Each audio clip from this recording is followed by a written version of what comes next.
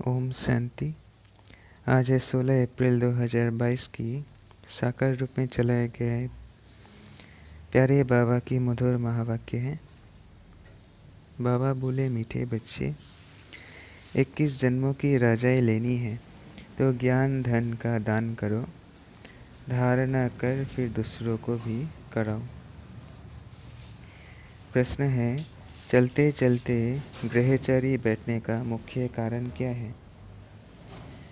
उत्तर है, श्रीमत पर पूरा नहीं चलते इसलिए ब्रह्मचारी बैठ जाती है। अगर निश्चय बुद्धि हो, एक की मत पर सदा चलते रहे तो ब्रह्मचारी बैठ नहीं सकती। सदा कल्याण होता रहे, देरी से आने वाले भी बहुत आगे जा सकते हैं। सेकंड की बाजी है। बाप का बने तो हकदार बने, सुख घने रेखा वर्षा मिल जाएगा, परंतु श्रीमत पर सदा चलते रहे। गीत बजा है, तू प्यार का सागर है, मैं तेरी एक बूंद की प्यासी हूँ। ओम शांति। ओम शांति का अर्थ तो बच्चों को बार बार समझाया गया है। ओम मना अहम आत्मा ममम शरीर। बाप कहेंगे ओम अहम आत्मा सो परमात्मा। उनका शरीर नहीं है क्योंकि वह तो सबका बाप है।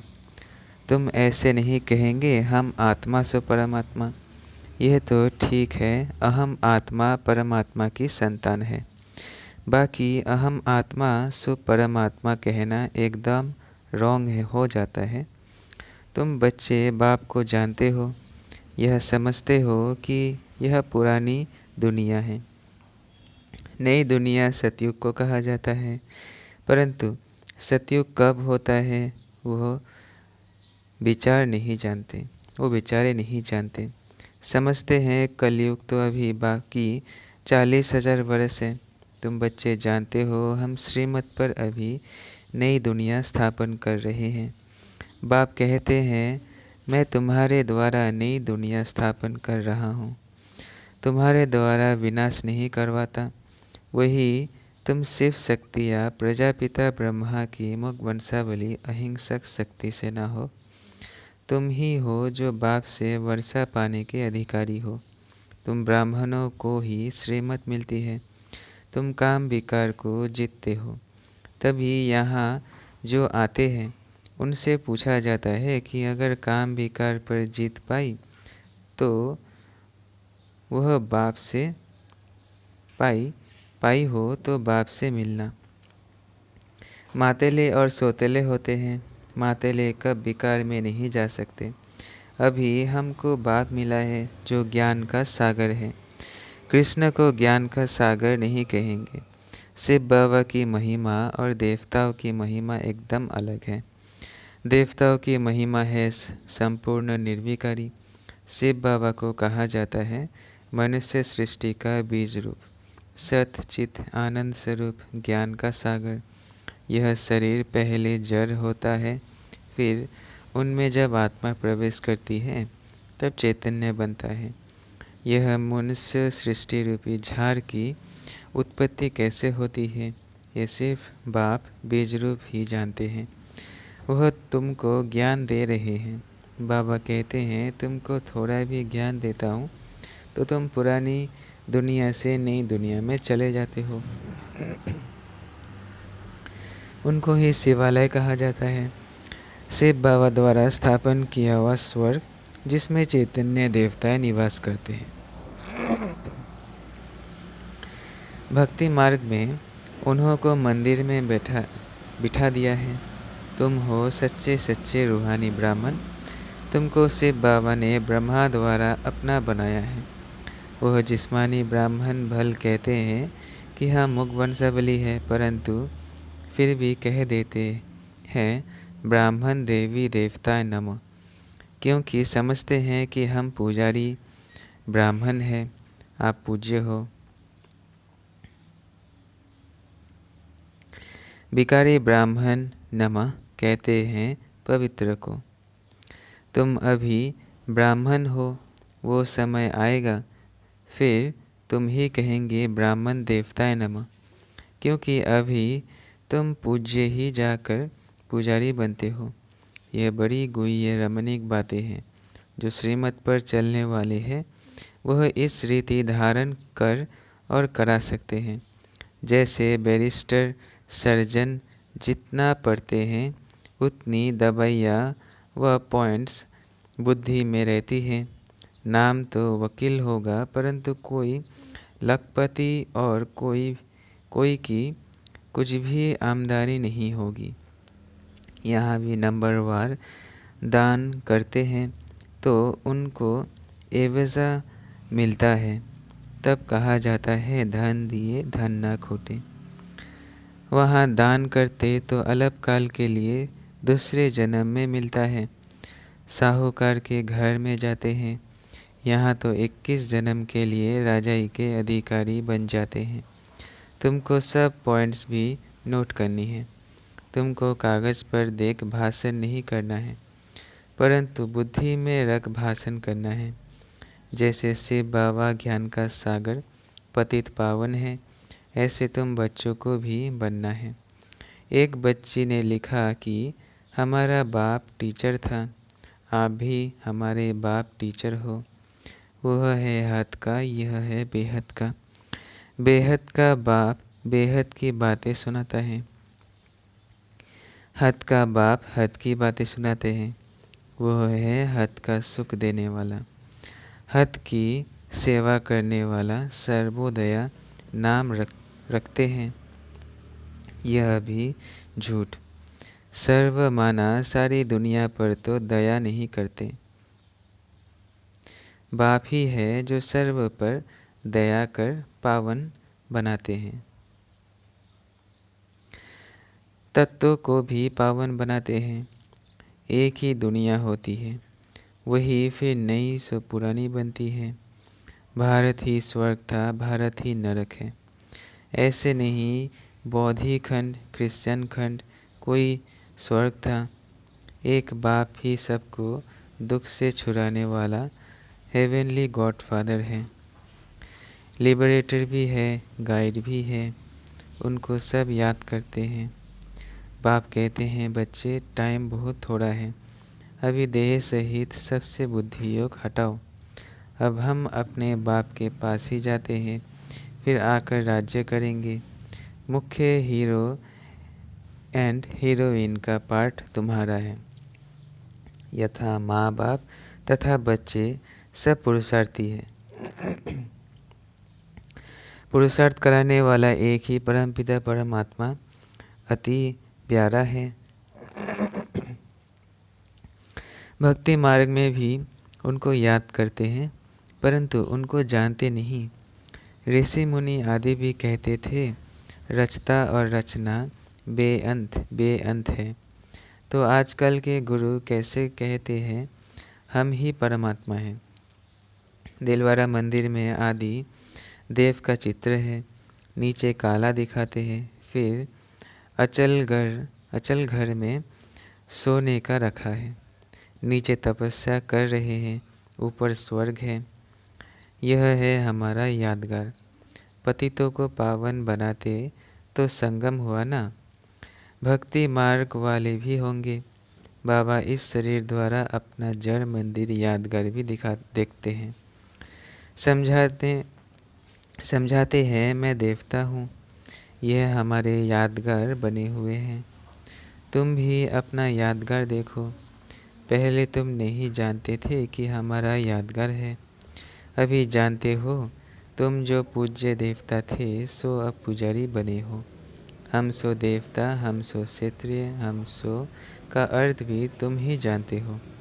नई दुनिया सो पुरानी कैसी बनती है, नई बने तब पुरानी का विनाश हो। ब्रह्मा द्वारा स्थापना तो ज़रूर यहाँ होनी चाहिए। प्रजा यहाँ रचते हैं। सूक्ष्म बतन में तो ब्रह्मा अकेला बैठा है। रचना रचकर पूरी की तो फरिश्ता बन गए। तुम हो प्रजापिता ब्रह्मा मुख वंशावली ब्राह्मण कुलभूषण। सर्वोदया लीडर वास्तव में तुम ही हो। श्रीमत से तुम अपने पर भी दया करते हो तो सर्व पर भी दया करते हो। श्री श्री शिव बाबा बैठ तुमको श्री बनाते हैं। श्री श्री वास्तव में एक को ही कह सकते हैं। पतित पावन सर्व का सद्गति दाता एक ही है, बाकी यह है असत्य झूठी दुनिया। इसमें जो कुछ बताते हैं वो झूठ ही झूठ है। रचता और रचना के बारे में भी झूठ बताते हैं, बाबा सच बताते हैं। इसको सत्यनारायण की कथा कहा जाता है। तुम ज्ञान से देखो क्या से क्या बन रहे हो। श्रीमत पर जितना चलेंगे उतना ऊंच पद पाएंगे। बेहद के बाप से बेहद का वर्षा लिया जाता है, इसलिए श्रीमद् भगवत गीता कहा जाता है। बाकी शास्त्र है उनकी रचना। गीता माई बाप है। गीता खंडन करने से वर्षा किसको भी नहीं मिलता। यह बातें तुम बच्चे ही जानते हो। ऐसे भी नहीं कि जो पुराने हैं वही होशियार होंगे। कोई नए पुराने से भी तीखे जाते हैं। देरी से आने वाले भी ऊंच पद पा लेंगे। सेकंड की तो बाजी है। बाप का बना और हकदार बना। अगर कोई ठहर नहीं सकते तो बाबा क्या करें। निश्चय बुद्धि हो, श्रीमत पर चले तो बस। जैसे उस कमाई में दशा बैठती है, वैसे यहाँ भी दशाएं बैठती हैं। ग्रहचारी भी बैठ जाती है क्योंकि श्रीमत पर नहीं चलते। बाकी है बिल्कुल सहज बात। बाबा मम्मा का बच्चा बना तो सुख घनेरे का वर्षा मिलता है। एक के मत पर चलने से ही कल्याण है। जिसको तुमने आधा कल्प याद किया, अभी वो तुमको मिला है तो उनको पकड़ लेना चाहिए। उसमें मूंझते क्यों हो। बाबा कहते हैं फिर से ड्रामा अनुसार राज्य भाग्य देने आया हूँ। मेरी मत पर चलना होगा। बुद्धि से मुझे याद करो और कोई तुमको तकलीफ़ नहीं देता हूँ। स्वर्ग का वर्षा भी तुम पाते हो। कल स्वर्ग था, आज नरक है। अभी फिर स्वर्ग बनना है। कल यहाँ मालिक थे, आज बेगर बने हो। प्रिंस और बेगर बनने का यह खेल है। कितनी सहज बात है। देही अभिमानी नहीं बनते, इसमें ही मेहनत है। सन्यासी लोग कहते हैं तुम्हें क्रोध आता है तो तुम मुख से मुल्हारा तावीज़ डाल दो। यह दृष्टांत सब इस समय के हैं। भ्रमरी का मिसाल भी यहाँ के लिए है। विष्टा के कीड़े को आप समान बनाती है, कमाल है। बरोबर इस समय सब विष्टा के कीड़े हैं। उनको तुम ब्राह्मणियाँ भूँ भूँ करती हो। कोई तो ब्राह्मणी या ब्राह्मण उड़ने लायक बन जाते हैं, कोई शूद्र का शूद्र रह जाते हैं। सर्प का मिसाल भी यहाँ का ही है। तुम अपने को आत्मा समझो। यह पुरानी खाल उतार सतयुग में नई खाल लेनी है। बाप है ज्ञान का सागर। गीता कितनी छोटी बताई है। गीता कितनी छोटी बनाई है। श्लोकों को कंठ कर लेते हैं। सब लोग उन पर फिदा हो जाते हैं। गीता पढ़ते पढ़ते कलयुग का अंत आ गया है। सद्गति किसको भी नहीं मिलती। तुमको थोड़ा ही ज्ञान देता हूँ, तुम स्वर्ग में चले जाते हो।